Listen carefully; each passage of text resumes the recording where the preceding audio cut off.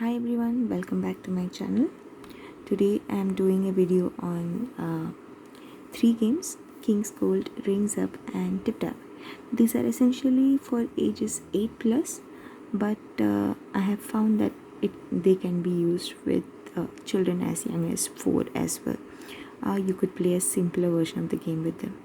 And the thing is that I have purchased these games, say I think a couple of years ago, before all this pandemic started up, and I had bought them during a sale, and this one I would play with my husband, and this one as well. But this was something that I just like doing it myself, and I just thought it would be a good game to have for my son when he grew up. But with the pandemic situation still going on, we are still in lockdown, and it has been difficult to keep him occupied at home. And I thought, why not just crack them out and see if we can play this with him, so it would be something interesting for him as well. So we've been playing with these for a month now, and I was really surprised to see that my son really enjoyed playing with this. He's 4, and actually it's not so difficult to play these games at all. So you could play a very simple version with hardly any rules, and it can be a lot of fun for your child as well as educative as well.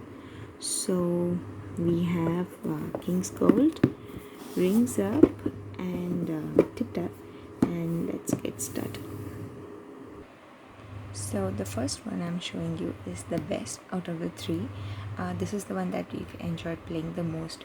This is for ages 8 plus and for 2 to 6 players, and you can play these games quite quickly, and these are short games, and so the rules are given. It's a dice based game. Let me get this open for you. Yeah, so the box opens up to something like this, and this is their rule book, and it's got all so basically what this game is about is that you have these coins. I have just put them in a pouch so that they don't get lost, and you have 5 dice. They're all the same, and they have X's on one side, then a skull face, and 3 coins, and 1 coin, and 2 coins, and then there's a cannon, and so all 6 sides are the same, like all the dice are the same, and they have the same patterns all over. So this is something like a velvet kind of thing. So you would find quite a few videos on how to play these games and explain the rules and all that, so I won't go into that because I will be showing you how to play a simpler version of this game for your child. So what you do is essentially you put the coins, and these are plastic coins, and they are a nice size, probably the size of a 10 rupee coin, or maybe slightly smaller than a 10 rupee coin, and these are like hard plastic. They won't crack, but they can pose a choking hazard, so you need to see if it's safe for your child to use, and it's always better to let them play with this only under strict supervision. And so you take the dice and just throw it, and we just throw all the other rules out of the book. And what I do with my son is I tell him to count, and he counts 1 2 3 4 5 6 7 8. So he gets 8 coins, and he ignores the other symbols. So he would take 1 2 3 4 5 6 7 and 8 coins from here. That's again counting practice for him, and that would be his. And then I would cast mine, and this is the best part. So if you ever have a throw wherein you get all coins, you get to empty the entire pot for yourself. So in that case, the person who has the more number of coins would win. So my son absolutely loves this game, and even the quality of the dice, these are like heavy and nice, and the game is really good. The quality of the coins is also good, and I think these make a really good way of teaching your kids how to learn to count. Like, they start counting the coins and counting the symbols here, and with that they at least begin enjoying the process of counting, and they understand how that when you count one you get one value of that, and when you have three or two you have more value of that, and you get as many coins, and more coins means more value, because then you win the game. So I think that's a very good thing to teach your kids. So let's move on to the next one. So this one is Rings Up, and it's again from BlueOrange, like the previous one that I showed you. And this is a game about seeing a card and stacking rings in that particular order of color. So that's the back side that explains the rules in short. And again, this is for ages 6+, so it's more easier for your kids to play with, and there's nothing really much to understand except that your child would practice identifying colors and numbers. So I think that is also a very good concept in itself. Let me get this open for you. It's difficult to do it with one hand. So I have this open now, and this too comes with a rule book that helps you understand the different ways you can play this game. There's more than one way of playing it, but again, for the sake of a preschooler or a 4-year-old, I have made it a very simple version of the game. So essentially what we do is we take up all the rings. These are plastic rings. These are a big enough size that they won't pose a choking hazard, because it won't fit in your child's mouth, at least not in a younger child's mouth. And they are not very hard, so you might be able to crack them if you press them too hard, but they are sturdy enough if you use them carefully. Let me see if I can zoom that for you. Yeah. So these resemble those plastic bangles that we get to buy for younger children, like for small babies. So these are somewhat like that. They are smooth all over, no hard parts or no sharp parts at all. So essentially what we do is we take out all these all the color rings, and all of them, and then what we do is we have all of these cards here that have different prints on them. So for example, we have butterflies. So what your child has to do is see the butterfly that is number 1. So identify 1, identify the color, pick up the color, put it on the thumb. Then 2 would be red, 3 would be yellow, and 4 would be blue. And this has to be the order of the color, and your child has to finish this quickly. But my 4-year-old doesn't play in that way. He is not very quick at doing this, or maybe he hasn't understood the concept of doing it quickly, but I try to get him to follow the pattern and identify the colors properly, and then stack them properly. So all these wonderful pictures, and they are colorful. Some of them are confusing, like this one, it's a bit hard. So your child would have to count the dots if they are not used to seeing dice and seeing the 4 dots and then knowing it's 4.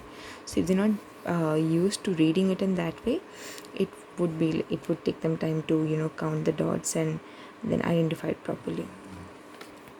So there's dice. There's also one with dominoes that's similar to this one, and so very nice artwork. And then you also have these simple ones wherein the numbers are all they are not in any particular order or alignment, and they're just randomly placed, and then your child would have to even see the number upside down and then know what number it is.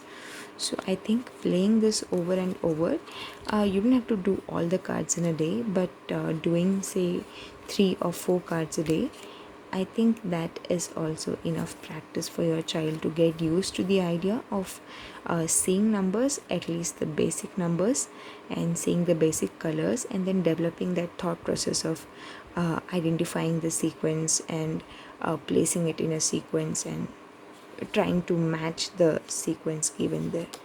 And overall, I think it's a delightful game, and it's a game that grows up with your child.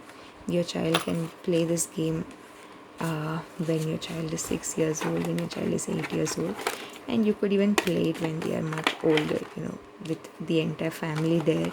And the more people who are there, the more fun it is for you to play, and you could take turns at it, have group wars or something like that with a timer, and you could do all sorts of things with it if you can be a little creative. So that way I think this game is completely worth its price, but if you get it at a discount, it's more than awesome. So this was game number 2. And what I also really like is that these games can be easily put in a carry-all pouch, or in a zipper pouch, or in a pencil pouch, or a small box or something like that, and you can take it with you while traveling. You don't have to carry the whole bulky box. So you could carry the cards and the rings, and then you're good to go. The same applies for the other game that I showed you. Just the coins and the dice would all fit inside one pouch, and you could take it with you while traveling, and that would be a great game for to play while traveling as well. So that's a plus. Now the third game I'm showing you today is the Tip Tap game, and when I got this, I thought it would be something like a puzzle of some sort, maybe a more difficult version of puzzle, but then because it was at a discount, I ended up buying it, and I just happened to take it out a couple of weeks ago, and this has been a hit. So it is time consuming. Your child would probably not sit to finish the entire puzzle, but again, doing a couple of them one time, once a day, or maybe every alternate day, is still good practice than not doing anything at all. So even this game has quite a few different ways of playing it. You have the easy mode, you have the hard mode, like wherein you see the shadow and you match, and there are rule plays wherein you touch them with fingers and stuff like that, and it's a bit confusing, but essentially, if you don't follow the rules, you can just throw away the rule book, and you get these tiles that have these pieces that come out, and these are these hard cardboard. Let me see if I can focus on that. Yeah, so it's really thick and it's difficult to bend it, but these are not plastic, these are cardboard. So essentially these are like those jigsaw puzzle pieces, just a slightly better version of them. So you could play, there's all sorts of colors. I won't be taking all of them out, but I'll just give you a hint of how I play this with my kiddo. So what I do is I end up taking out all the pieces from the tiles, and I actually enlist my son's help to do this because he likes punching the shapes out, and then we would like mix up all the shapes, and he would pick up the shape, and then he would find it and then place it. So you have to see how the shape matches. You would have to see the outline and then match it. So that's one way we would play. Apart from that, this also comes with a set of cards that are like level cards. So you have. So what we would do is we would pull out one card, like we would remove all the puzzle pieces and all the tiles and keep the tiles separate and these pieces separate. And then one way of playing is that we would try to locate these three pieces, and my son would try to find all three pieces. If he could find those three pieces, he gets to keep the card, and then we move on to the next card. So the card might have two pieces or three pieces depending on how tough it is, and the back side of the card has a shadow version of the different pieces.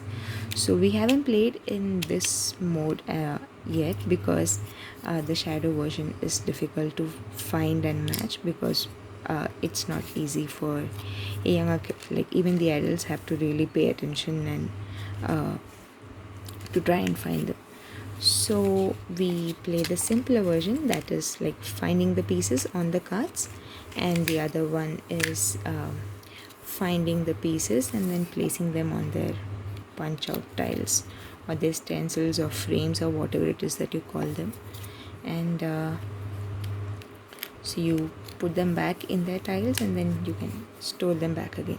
One other thing that that I'm planning to show him is that we take out the tiles and we just discard those, and then we just keep these and we use these cards to find this shape. So that would be like step 2 before I start with the shadow side one, the black side, this one. So I think that would be a little difficult version, but I still have to see if he would be able to do that now at his age. So that's one way of playing, and there's tons of cards right there with all sorts of combinations, and you don't have to do all of them. Again, like I said, you could do best out of 5, like keep 5 cards at hand. Your child picks up 2 cards or 3 cards or whatever, and how many they can collect out of 5, you could see that. Based on that, you could give them a sticker or a star, or you could just say that they won and you lost or something like that. And again, it makes for a very happy interesting play. And the reason kids like this is because specifically my son, if I tell him that this is a game for an older child, for a like for his cousin who's older to him, so are you ready to play with it? And then my son is more interested to play with it because his cousin plays with it, and that gets him more excited about doing something that he is not old enough to do, but at the same time he knows that it's interesting, and then he wants to try it out and see whether he likes it or not. So that's it for today. These are the 3 games that I was talking about. I'll try to find links online, and if I do find them, I'll list them. And if you have any more suggestions about what other board games that can be used for younger children, do leave them in a comment below. And I just hope you find my video useful, and I hope it helped you. So thanks for watching. Do stay tuned to my channel.